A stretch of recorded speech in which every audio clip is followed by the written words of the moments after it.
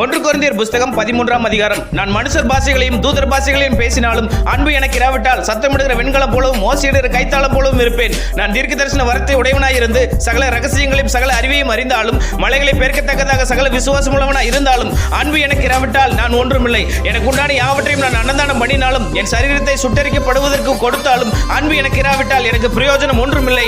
அன்பு நீடிய சாந்தமும் தெய்வம் உள்ளது. அன்புக்கு பொறாமை இல்லை. அன்பு தன்னை புகழாது, இருமாப்பாய் இராது, அயோக்கியமானதை செய்யாது, தற்பொழிவை நாடாது, சின்னமடையாது, தீங்கு நினையாது, அநியாயத்தில் சந்தோஷப்படாமல் சத்தியத்தில் சந்தோஷப்படும், சகலத்தையும் தாங்கும், சகலத்தையும் விசுவாசிக்கும், சகலத்தையும் நம்பும், சகலத்தையும் சகிக்கும். அன்பு ஒரு காலம் ஒழியாது. தீர்க்க தரிசனங்களானாலும் ஒளிந்து போம், அந்நிய பாஷைகளானாலும் ஓய்ந்து போம், அறிவானாலும் ஒளிந்து போம். நம்முடைய அறிவு குறைவுள்ளது, நாம் தீர்க்க தரிசனம் சொல்லுதலும் குறைவுள்ளது. நிறைவானது வரும்போது குறைவானது ஒளிந்து போம்.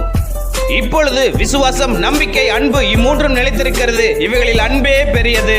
ஆமேன்.